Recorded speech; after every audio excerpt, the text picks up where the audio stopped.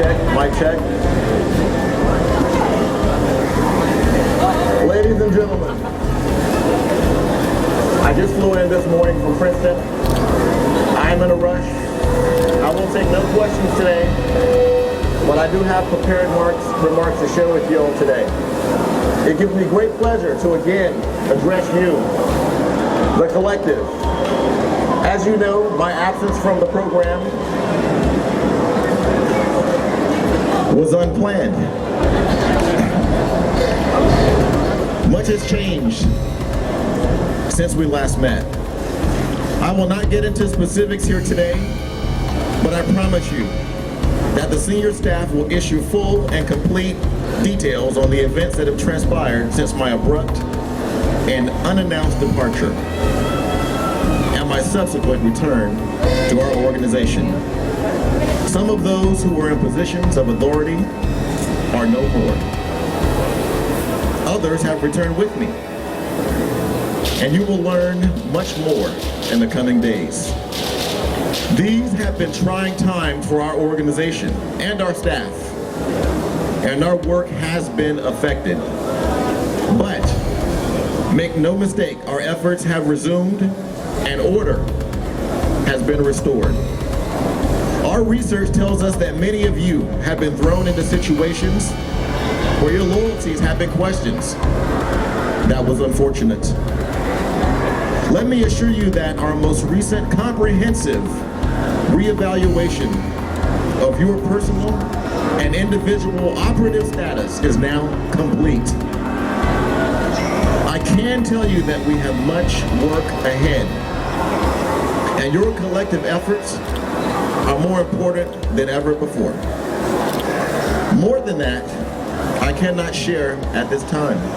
However, the challenge ahead will offer each and every one of you the opportunity to excel, to achieve, and to qualify for higher status within the collective, and thus be privy to information that would remain available to those of lesser rank. Thank you, and good afternoon.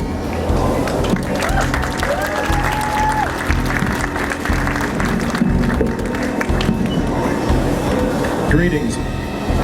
We will not be taking questions today, but we do have some announcements.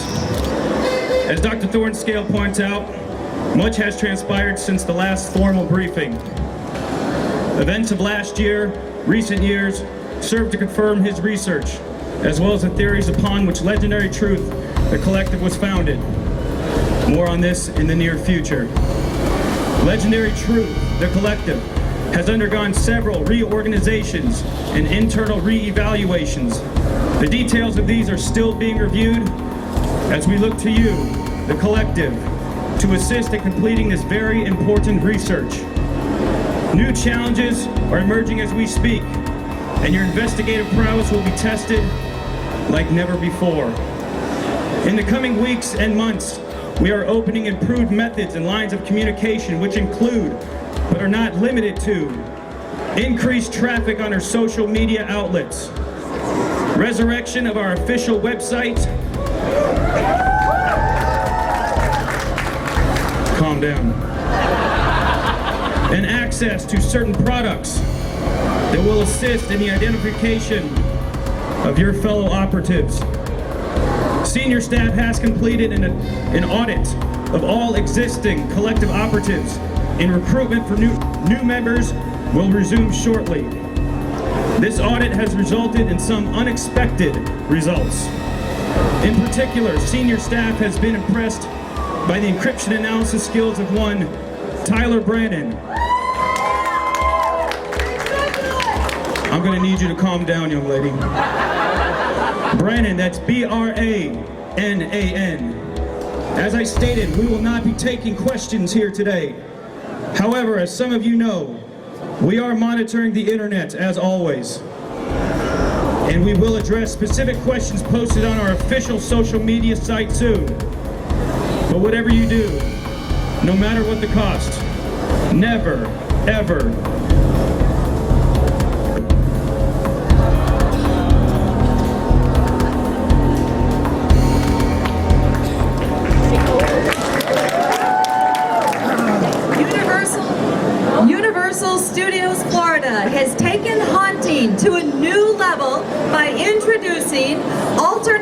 Reality Gaming for Fans. Today, they take us on an in-depth examination of this exciting interactive experience. Presented by TJ Manarino and the creative team from Universal Halloween Horror Nights. Hey everybody, how you doing today? First thing I'm going to say is I'm going to go ahead and bring up the group, but I want to answer a few questions, which is, you probably thought, what did we just witness? Well, this in a short order is actually a part of interactive storytelling. This is a scene that we've played out for some of our audience who's actually familiar with Legendary Truth.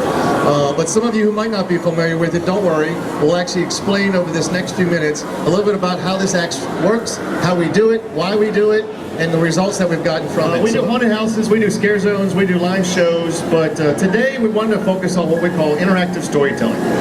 It's experiences that take you actually into different worlds, different creatures, environments, different time periods. Every year we come up with Halloween, we have to come up with a whole new slate of characters and show components. Part of that is actually educating the audience on what is going to be part of this year. We realized a bunch of years ago is that our success on making the experience better was letting our audience interact with these characters much more and longer by ever been coming to the event itself. Back in 2002, this thing called the website, or interactive, was the first time we actually said, why don't we give it our opportunity for our audience to actually learn about what we're going to be giving to them in October, months earlier. In about 2004, a little thing also called Flash became very exciting. We as web designers, interactive storytellers said, you know what, how can we bring the experience a little bit better to our audience? So we decided to come up with a way to tell the story actually 3 months prior. After that, we decided to take a step farther. We knew that online websites was a great way to engage with people. But at the same time we said, you know what, that is only one part of the way we want to interact. I would say the haunted industry already kind of is a big leader in this place.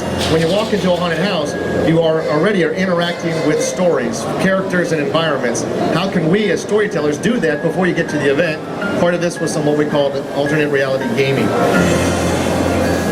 This was a website we designed in 2005. We created a world called Terra Coentus, and in that world, you had to kind of explore these different types of facets of a story that we had designed months prior. That took us to the next few years. In 2007, we actually started realizing is that not only the gameplay works in the park, but also works online. We created what we called Carnival Games in 2007, and then we came to what you just witnessed, which was Legendary Truth in 2008. We realized that we had such a great audience that was playing along with us, that was really involved with the story, and at the same time had become critical to solving some of these early mysteries. We decided to have what we call in-park operations. We actually set up an office in the park where you came, and most of you did, and signed up to be what we call collective members. Some of the stuff that you saw at the beginning was stuff we actually experienced back in 2008. We actually opened a website dedicated to the investigative of these 5 unique areas, from myths, tales, urban legends, nightmares, and it was your job as audience, or basically investigative members, to go search out all these strange things that everybody has mysteries about and try to solve them with the assistance of this organization called Legendary Truth. This, back in 2008, was our senior staff. Anybody look familiar? Up there. Calvin Thorncastle, who showed up here just a moment ago, was with us back in also 2008. He was in charge of the organization, a scientific organization built and basically operated out of Princeton University. Mysterious by nature, but at the same time, highly funded, very organized, and very scientific. This is some of the behind the scenes of that. It seems sometimes very organized, but a lot of it is the strategic planning months in advance of how everything connects, how every character you come in contact with, every small clue that we give you, every little piece of image that we show you is all connected through stories, through components of how things relate to different elements, that it's not just a single connection, it can have multiple connections. And your investigative reporting can connect those things different ways. This was the final night. From back in 2005, about 3 years prior, we had about 55 people playing. This night, we had about 300 people playing with us. And this was the group, and most of them are here. So So that tells you from 2008 to now, we still have a great audience that's still playing with us. And then 2008, we were very successful in that we got about 3,000 people playing. We had multiple websites that covered it. You'll see some of the old ones. One you guys all know. Yeah. Last year, we took this storytelling to a whole new level. We realized that most of you guys play, and you guys play as crazy as we want you to play, but at the same time, we have a hard time stopping you get around some of our barriers because we don't want you to find stuff earlier than you guys want to. If I did this first, I'm going to tell everybody about it. Well, that is also an integral piece about interactive storytelling. It's about providing those prizes, those things that you can solve for, and then tell everybody about it. But then us as designers go, how do we solve for you telling everybody about it, but also everybody else still has to take those same steps to do it. Well, that was designing this program, which is called Horror Unearthed. When we started, we gave you, the audience, to choose which area of horror best represented your personality. This was kind of our twisted version of a horoscope, if you want to call it that. But the part that was probably the most critical piece of this gameplay design was all about competition. What we had learned from the previous year, we had one leaderboard when you played games last year.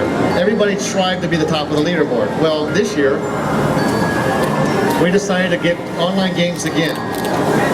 You actually came across 6 games. The 6 games were actually all themed to your various legion of horror. So we also, and I'm going to give a big shout out to Ricky over here, because these are your photos. Inside the Magic was one of the groups, and I saw Eric over here with Behind the Thrills. These guys cover. We also got Design the Fear over here with Charles. We have lots of great websites that cover this and did a wonderful job of actually talking about the experience as it went, actually engaging other new players.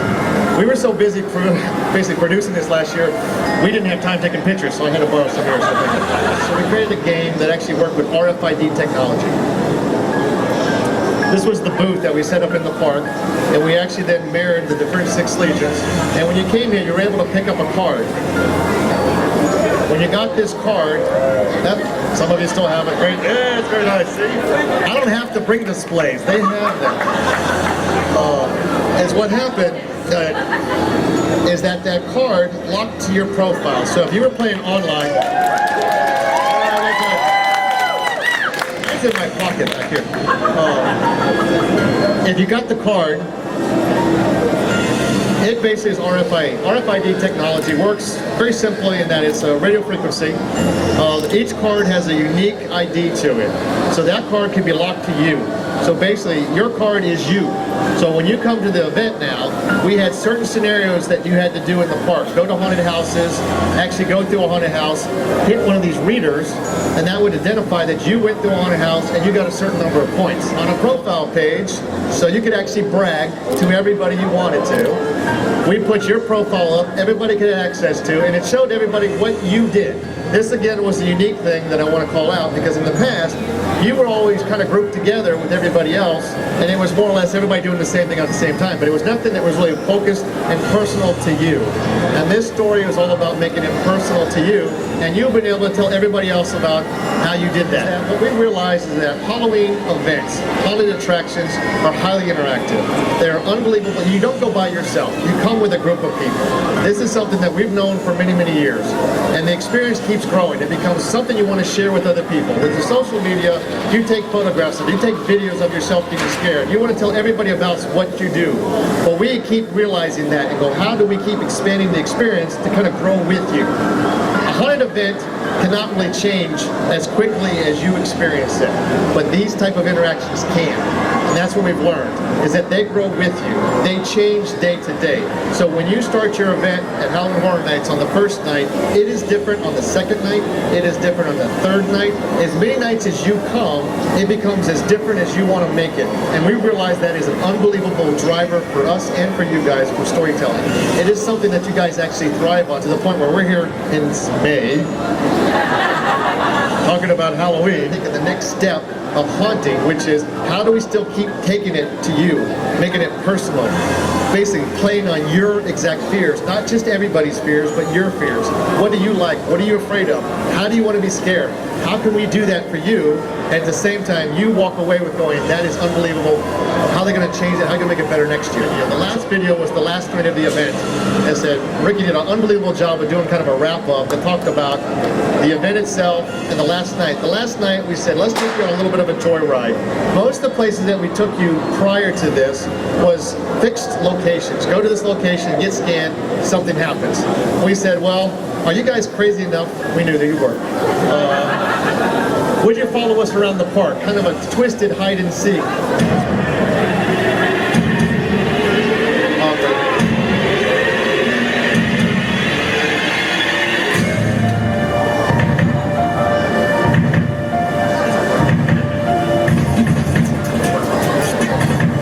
Do you see some of yourself? Well, this is some of the results and the reasons why we do this. Online. Online is a task that we want to make sure people are engaged online, and that's all driven by what's called on-site. Basically, how long do you stay on-site? And last year, we had over 500,000 games played online alone, which translated to about 7,000 people that registered.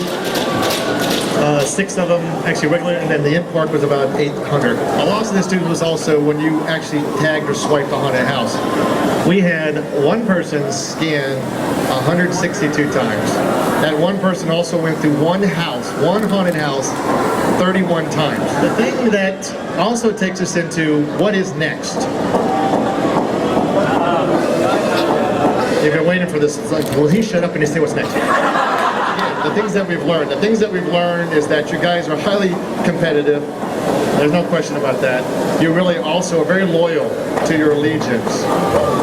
At the same time, Legendary Truth is, like I said, as we saw by earlier today, is re-emerging as, again, to get back into the investigative of the strange paranormal activities that are here, that happen every year for some reason in the month of October. I don't know why, but it happens.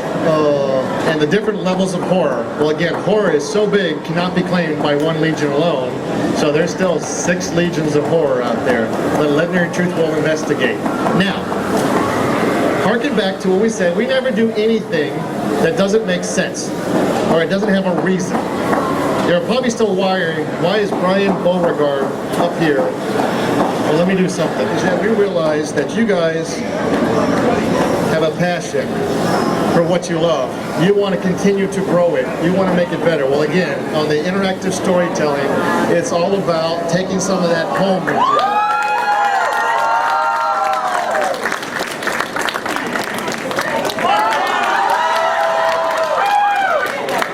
We'll display these when we get done, but these are...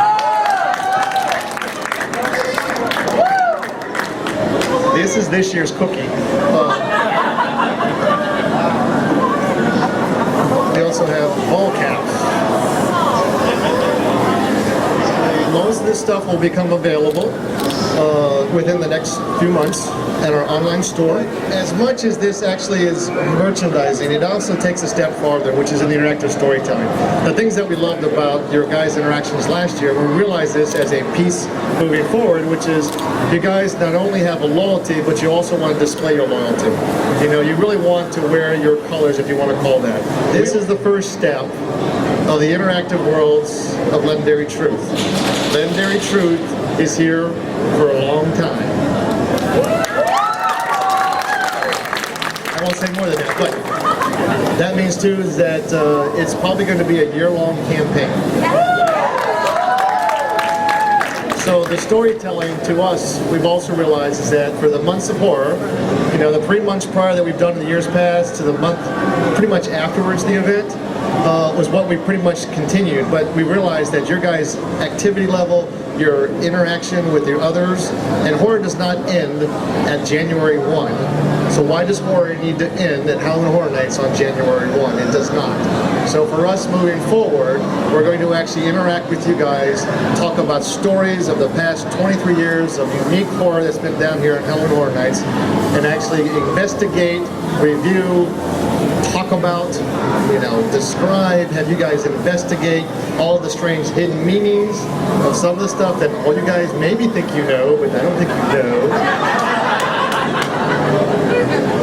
But that's what the evolution of moving forward is. It really is taking horror to you 24/7, year-round, in interactive activities that get you guys involved, get you excited, at the same time keep you engaged with understanding of what we did, what we're doing now, and possibly what we might do in the future. How do you justify doing so much for basically this group of people and obviously some others? There's many more people that show up to the event. Good question. The question was, from a PR perspective, is that what justifies us doing something in a smaller venue, mostly, for a more core audience member versus general audience? General audience gets the main marketing message or the event, stuff like that. Well, an event like this, I think, is unique to what you might see on the regular world of, theme park attractions, stuff like that. Is that this actually is, I think, a highly engaging experience. At the same time, is that we realize is that you're also very social and you love to talk about what you enjoy. We've also come to realize is that people, when they make choices to go to an event, be it a special event like Halloween Horror Nights or something else we might do like Mardi Gras or something, they search out and look at other locations to find out what people think about it. So that's why it's very important to us as designers is that we want to make sure you guys are happy with the event. And if you're talking about it because you love it and you're excited about it and what's going to come next actually puts a great opportunity out there for people who've never come in contact with it. Because you might listen to me, and that's why I said, if you want to listen to us talk about how great the event is, that's one aspect of what's going to make your decision. You talk to this group who's been a part of the event for many years and why they come and why they love it, they'll probably hopefully excite you more than I ever could. And that's what's important about that. At the same time, us as designers, this is actually unbelievably focus group for us. Is that we used to years ago go sit in a room with a bunch of people that we didn't know and listen to what they said about the event, and we kind of said, well, yeah, that's kind of what we want to do. But actually having you guys who've been a part of this event for many years, seen the evolution of it, you're our harshest critics. But at the same time, I think Mike said this, if we make you guys happy, everybody's happy. And that's what's important, is that you guys, what you say, what you think about, what you want to see is critical to us about making sure the show is exactly where it wants to be, which is pleasing you guys, scaring you guys, having you guys talk about what a wonderful job and how great the event is that if we're doing that, then we're successful. And so I say thanks for the question. So I'm going to wrap it up and say thank you guys for coming, being part of it.